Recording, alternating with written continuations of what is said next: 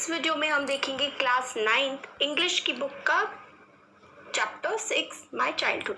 तो देखिए जो माई चाइल्डहुड है ना, ये जो हमारे पूर्व राष्ट्रपति डॉक्टर एपीजे अब्दुल कलाम उनकी लाइफ के बारे में है। उनकी एक बुक है विंग्स ऑफ फायर, उसमें उन्होंने अपने चाइल्डहुड के बारे में बताया हुआ है और उसको ही उसी बुक में से इसको लिया गया है इस स्टोरी को। तो स्टार्ट करते हैं। देखिए, I was born into a middle class Tamil family in the island of Rameswaram in the erstwhile Madras state. तो देखिए ये बताते हैं कि मेरा जो जन्म हुआ था वो एक मिडिल क्लास फैमिली में हुआ था। रामेश्वरम जो कि एक टापू है, एक आइलैंड है, और पहले जो मद्रास स्टेट हुआ करता था जो कि आज तमिलनाडु में है, वो पहले मद्रास स्टेट था। तो रामेश्वरम उसी का पार्ट है और यहीं पर डॉक्टर एपीजे अब्दुल कलाम पैदा हुए थे।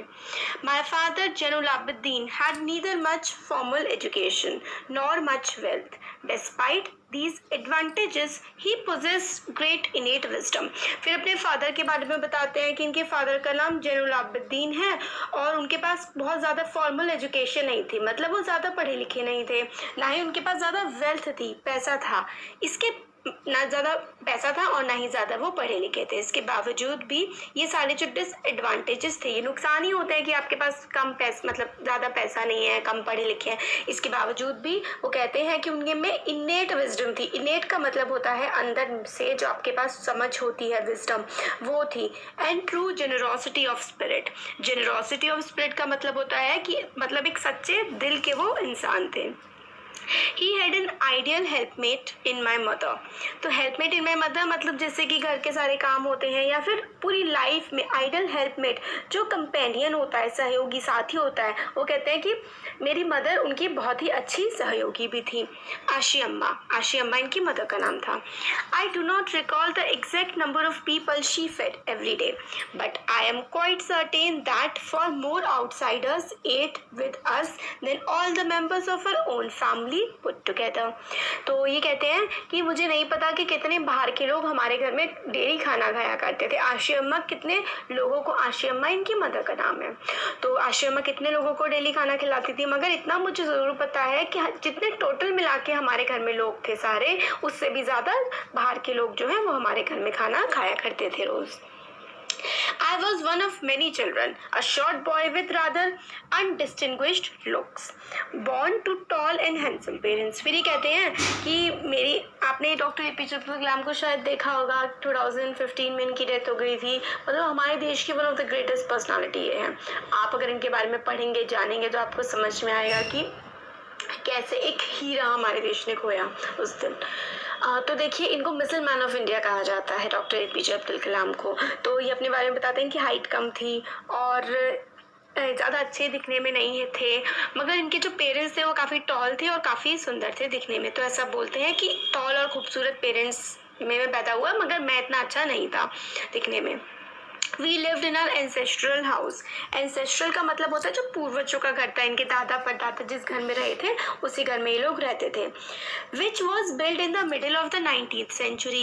middle of 19th century मतलब लगभग इस टाइम की बात कर रहे हैं, उससे 100 साल पुराना वो घर था। It was a fairly large पक्का हाउस। वो कहते हैं कि वो पक्का घर था, काफ़ी बड़ा भी था। Made of limestone and brick. तो लाइमस्टोन, सीमेंट वगैरह ब्रिक से वो बना हुआ था। On the mosque street in Rameswaram. और कहाँ पर था? मॉस्क स्ट्रीट, मतलब जहाँ पर मस्जिद है उसी गली में इनका घर था। My austere father used to avoid all inessential comforts and luxuries. Austere का मतलब होता था कि जो यहाँ पे स्ट्रिक्ट, सिंपल, जो बिल्कुल सिंपल सी लाइफ लीड करते हैं ना, उनको ऑस्टियर बोलते थे। कहते हैं इनके फादर जो हैं, जो फालतू के कंफर्ट्स होते हैं, लग्जरीज होती हैं ना, लग्जरीज जैसे कि जो अच्छी चीज़ें होती हैं, जैसे ऐशो आराम की चीज़ें, सुविधा की चीज़ें, वो सारी इनके फादर अवॉइड करते थे। मगर ये कहते हैं however all necessities were provided for in terms of food, medicine, clothes. भले वो ऐशो आराम की और फालतू की चीज़ों को अवॉइड करते थे, मगर जितनी भी घर में चीज़ों की ज़रूरत होती थी, जैसे खाना, कपड़ा, दवाइयाँ, उन सबकी पूरी मात्रा में, मतलब सब कुछ उनके घर में अवेलेबल था जो ज़रूरत का था। ऐशो आराम का वो नहीं पसंद करते थे, फालतू की चीज़ें रखना उनके father. In fact, I would say mine was a very secure childhood, both mentally and emotionally। फिर वो कहते हैं कि जो मेरा चाइल्डहुड था वो काफ़ी अच्छा था, मेंटली तौर पे भी सॉरी मटीरियली तौर पे भी, मटीरियली का मतलब होता है कि सारा सामान जितने इनको ज़रूरत थी वो सारा इनके पास था। इमोशनली मतलब इमोशंस क्या होते हैं, आपको अच्छा लग रहा है, आपको बुरा लग रहा है, ये इमोशंस होते हैं। अगर आपको सही लग रहा है ना हर टाइम कि आप सिक्योर फील कर रहे हैं तो इमोशनली और मेंटली आप सही हैं। अब देखिए, अब सेकेंड वर्ल्ड वॉर जो है वो स्टार्ट हो गई थी 1939 में, जब जो है ये 8 इयर्स के थे। ये doctor APJ Abdul Kalam 8 years के थे जब सेकेंड वर्ल्ड वॉर स्टार्ट हो गई थी। For reasons I have been able to understand a sudden demand of turmeric seeds erupted in the market. तो ये कहते हैं कि मेरे को समझ नहीं आया था कि एकदम से टर्मरिक सीड्स जो होते हैं उनकी डिमांड मार्केट में इतनी ज़्यादा क्यों बढ़ गई थी। तो देखिए, टर्मरिक होते हैं इमली, इमली के जो सीड्स हैं उनकी डिमांड काफ़ी ज़्यादा बढ़ गई थी मार्केट में। तो I used to collect the seeds and sell them to a provision shop on Mosque Street. और फिर कहते हैं कि मैं वो टर्मरिक के सीड, टर्मरिक इमली होती है, इमली की काफ़ी ज़्यादा डिमांड बढ़ गई थी उस समय पे, तो ये उसके सीड इकट्ठा करते थे और पास की जो प्रोविजन शॉप होती है, प्रोविजन शॉप का मतलब है जो सामान, जैसे कि सारा का सारा सामान मिलता है ना, सब परचून की दुकान जिसमें खाना कपड़े वगैरह मिलते हैं, वहाँ पर ये क्या है बेच आते थे उन सीड्स को जो इकट्ठा करते थे इमली के बीजों को। A day collection would fetch me the princely sum of बनाना। तो प्रिंसली सम मतलब एक काफ़ी अच्छा पैसा होता है कि जो ठीक था उनके लिए, तो एक आना उनको डेली का मिल जाता था उन सीड्स को बेच करके। My brother in law Jalaluddin would tell me stories about the war which I would later attempt to trace the headlines in Dinamani. तो इनके जो वो थे ब्रदर इन लॉ मतलब इनके बहन के जो हस्बैंड थे जलालुद्दीन, वो उनको कहानियाँ बताया करते थे वर्ल्ड वॉर के बारे में, और फिर उसके अगले दिन ही मतलब बाद में इनको हेडलाइंस न्यूज़पेपर में पता लग जाती थी। Our area being isolated was completely unaffected by the war. इनका जो एरिया था रामेश्वरम वो काफ़ी अलग सा था, आइलैंड था, ज़मीन से कटा हुआ था बाकी देश की, तो इनको वॉर के बारे में इतना कुछ इन्हें पता नहीं लगा था। But soon India was forced to join the allied forces and something like a state of emergency was declared। फिर उसके बाद पहले तो इंडिया पार्टिसिपेट नहीं कर रहा था, फिर उसके बाद देखिए ब्रिटेन के अंडर थे ना हम लोग, ब्रिटेन के गुलाम थे, तो उन लोगों ने हम लोगों को भी कह दिया था कि इंडिया भी जो है इस लड़ाई का पार्ट है। तो हम ब्रिटेन की तरफ से लड़े थे फर्स्ट वर्ल्ड वॉर में भी और सेकेंड वर्ल्ड वॉर में भी। तो देखिए आगे इसमें है the first casualty came in the form of suspension of the train halt at Rameswaram station. तो एक तरह की इमरजेंसी सी डिक्लेयर हो गई थी हमारे देश में भी। तो क्या हुआ था कि जो रामेश्वरम स्टेशन पे ट्रेन रुका करती थी अब वो नहीं रुकती थी, मतलब तो न्यूज़पेपर जो कि बंडल होते थे वो बस ट्रेन से, चलती हुई ट्रेन से ही फेंक दिए जाते थे।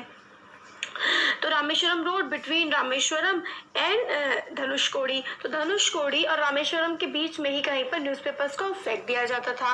तो that forced my cousin Shamsuddin who distributed newspaper in Rameswaram to look for a helping hand to catch the bundles and as if naturally I filled the slot.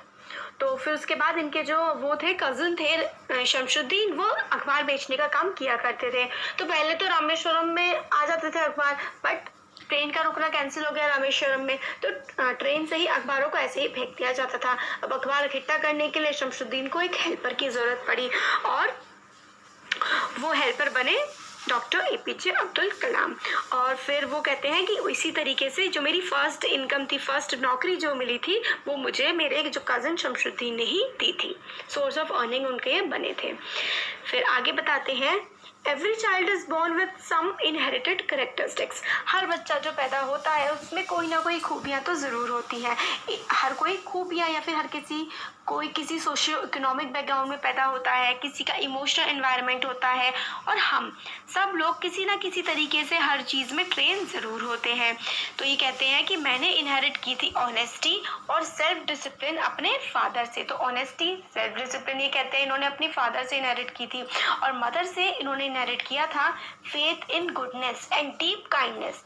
और इन्होंने अपनी मदर से क्या इनहेरिट किया था कि फेथ इन गुडनेस की अच्छाई एग्जिस्ट करती है दुनिया में, और काइंडनेस लोगों के साथ दयालु रहना, ये इन्होंने अपनी मदर से इनहेरिट किया था। And so did my 3 brothers and sisters, और यही चीज़ें इनहेरिट की थी मेरे भाई और बहनों ने भी। I had 3 close friends in my childhood. तो ये कहते हैं मेरे बचपन में 3 जो है काफ़ी क्लोज फ्रेंड थे। वो थे रामदास शास्त्री, और अरविंदन एंड शिव प्रकाशन, ये तीन इनके बहुत अच्छे फ्रेंड थे। All these boys were from Orthodox Hindu ब्राह्मण फैमिलीज, और ये सारे के सारे जो इनके दोस्त थे तीनों वो हिंदू ब्राह्मण फैमिली से थे। और डॉक्टर एपीजे अब्दुल कलाम तो एक मुसलमान थे। तो कहते हैं as a child none of us ever felt any difference among ourselves because of our religious difference and upbringing. तो कहते जब हम छोटे थे तो हमें से किसी को भी नहीं लगा कि हम लोगों में कोई भी अंतर है, कि हमारा धर्म अलग है या हम लोग को अलग तरीके से पाला जा रहा है। In fact Ramanand Shastri was the son of Pakshi Lakshman Shastri the high priest of the Rameswaram temple. तो रामानंद शास्त्री जो थे, जो इनके फ्रेंड थे, वो जो फेमस रामेश्वरम टेम्पल है ना, उसके जो सबसे बड़े पंडित थे, हाई प्रीस्ट थे, उनके वो बेटे थे रामानंद शास्त्री। तो later he took over the priesthood of the Rameswaram temple from his father. फिर उसके बाद जो इनके फ्रेंड थे रामानंद शास्त्री, वो वहाँ के प्रीस्ट बन गए, जो रामेश्वरम टेम्पल था ना उसके। तो ये चैप्टर तो काफ़ी बड़ा तो नहीं है खैर, बट लगता है कि 2 वीडियोज़ में करना पड़ेगा, देखते हैं चलेगा। हाँ, तो फिर वो उसके प्रीस्ट बन गए थे जो इनके फ्रेंड थे बाद में जा करके। तो और फिर अरविंदन जो थे, Aravindan went into business of arranging transport for visiting pilgrims, and Shiva Prakasam become a catering contractor for the Southern Railways। तो इनके जो दूसरे फ्रेंड थे अरविंदन, वो जो जैसे लोग आते थे ना, टूरिस्ट काफ़ी ज़्यादा आते हैं रामेश्वरम में, उनको पिलग्रिम होते हैं तीर्थ यात्रा, तो तीर्थ यात्रा में मदद करने के बिजनेस में लग गए। और शिव प्रकाशम जो थे वो केटरिंग के बिजनेस में लग गए सदर्न रेलवे के। और डॉक्टर एपीजे अब्दुल कलाम थे, आप कह सकते हैं डीआरडीओ के सबसे बड़े साइंटिस्ट, डीआरडीओ के हेड ये रहे हैं। और हमारे देश के जो मिसाइल प्रोग्राम है, अग्नि, पृथ्वी, आकाश, ये सारे के सारे इन्हीं की देन है, डॉक्टर एपीजे अब्दुल कलाम की। देखिए आगे इसमें है, during the annual Shri Sita Rama Kalyanam ceremony, our family used to arrange boats with a special platform for carrying idols of the Lord from the temple to the marriage site। तो देखिए इसमें क्या होता था, मैरिज का वो होता था, एक तरीके से परफॉर्म की जाती थी। और इनके जो फादर थे वो इसको मतलब पिलग्रिम्स को, तीर्थ यात्रियों को एक जगह से दूसरी जगह बोट्स में ले जाने का काम किया करते थे। और ये कहाँ पे था, ये जहाँ पे जाते थे, situated in the middle of the pond called Ramatirtha which was near our house. इनके घर के पास रामतीर्थ था, तो ये बोट में बिठा करके लोगों को ले जाने का काम किया करते थे इनके father. Events from Ramayana and from the life of prophet were the bed time stories my mother and grandmother would tell the children in our family. तो रामायण की कहानियाँ और प्रॉफिट मोहम्मद जो कि इस्लाम के संस्थापक माने जाते हैं, उनके जीवन से रिलेटेड कहानियाँ ये कहते हैं कि बचपन में इनको सुनाई जाती थी। One day when I was in the 5th standard at the Rameswaram elementary school a new teacher came to our class. फिर एक बार कहते हैं कि जब मैं 5th क्लास में था रामेश्वरम एलिमेंट्री स्कूल में, तो एक नए टीचर हमारे क्लास में आए। और I used to wear a cap which marked me as a Muslim. फिर कहते हैं कि मैं कैप पहना करता था जिससे मतलब पता लगता था कि मैं एक मुसलमान हूँ। I always sat in the front row next to Ramanand Shastri. और कहते हैं कि मैं हमेशा फ्रंट रो में बैठा करता था अपने दोस्त रामानंद शास्त्री के साथ। हु वोर सेक्रेड थ्रेड, अब वो मतलब होता है ना जनेऊ, सेक्रेड थ्रेड बोलते हैं, जनेऊ पहना करते थे इनके फ्रेंड रामानंद शास्त्री जो थे। The new teacher could not stomach a Hindu priest son sitting with a Muslim boy. फिर कहते हैं ये कि एक जो नए टीचर आए थे उनको ये बात पच नहीं रही थी कि मतलब एक हिंदू जो एक पंडित का बेटा है वो एक मुसलमान के साथ बैठे। तो in accordance with our social ranking as the new teacher saw it, I was asked to go and sit on the back bench. फिर कहते हैं कि वो जो हिंदू टीचर थी उन्होंने कहा कि मेरे को कि तुम जाके बैक बेंच पे पीछे जाकर के बैठ जाओ। He looked utterly downcast as I shifted to my seat in the last row. The image of him weeping when I, हाँ तो फिर उसके बाद हाँ ये वाली लाइन रह गई है। तो रामानंद शास्त्री को ये बात उनके जो फ्रेंड थे बहुत बुरी लगी और उनको लगा कि मतलब क्यों मेरे फ्रेंड को पीछे बिठा रहे हैं, और वो इस बात से क्या होने लगे, रोने लगे। जब डॉक्टर एपीजे अब्दुल कलाम को पीछे बिठाया गया तो उनके फ्रेंड रामानंद शास्त्री इस बात से रोने लगे थे। फिर after the school we went home and told our respective parents about this incident. फिर जब ये लोग घर गए फिर अपने पेरेंट्स को इन्होंने पूरी बात बताई। Lakshman Shastri summoned the teacher and in a presence told the teacher that he should not spread the poison of social inequality and communal intolerance in the mind of innocent children. तो लक्ष्मण शास्त्री जो कि प्रीस्ट थे वो गए, समन किया मतलब बुलाया टीचर को और कहा सारे के सारे टीचर्स के प्रेजेंस में, बच्चों के प्रेजेंस में, कि उनको बच्चों के दिमाग में जहर नहीं घोलना चाहिए। पॉइजन का मतलब होता है जहर। सोशल इक्वालिटी, जो सामाजिक असमानताएं हैं, समाज में जो भेदभाव है, कम्युनल इंटॉलरेंस का मतलब होता है, देखिए जैसे कि हिंदू मुस्लिम एक दूसरे के साथ नहीं रह, ऐसी धारणा है कि नहीं रहना चाहिए। इंटॉलरेंस, एक दूसरे को बर्दाश्त नहीं कर सकते। कम्युनल का मतलब होता है जो धर्म के आधार पर जो भेदभाव होता है। ये कहते हैं कि इस तरीके से आपको बच्चों के अंदर, बच्चों के जो भोले भाले बच्चे इनोसेंट चिल्ड्रन हैं, उनके दिमाग में ये सारी की सारी चीज़ें आपको नहीं डालनी चाहिए। तो ऐसा सब बोलते हैं। He bluntly asked teacher to either apologise or quit the school and the island. तो वो कहते हैं कि या अपोलोजाइज करो, या तो आप बच्चों से माफ़ी मांगो, या फिर स्कूल छोड़ दो और ये आइलैंड भी छोड़ दो। Not only did the teacher regret his behaviour but the strong sense of conviction Lakshman Shastri conveyed ultimately removed this young teacher. Remove नहीं किया, रिफॉर्म किया। तो फिर उसके बाद जो लक्ष्मण शास्त्री जो थे प्रीस्ट थे, उन्होंने जो सब किया कि ऐसा, या तो आप माफ़ी मांगो या चले जाओ, या इतना कुछ सुनाया कि बच्चों के मन में आप इस तरीके की चीज़ें मत डालिए। तो इस वाली जो बात थी, उस बात से जो टीचर थे ना वो भी सारे सुधर गए थे।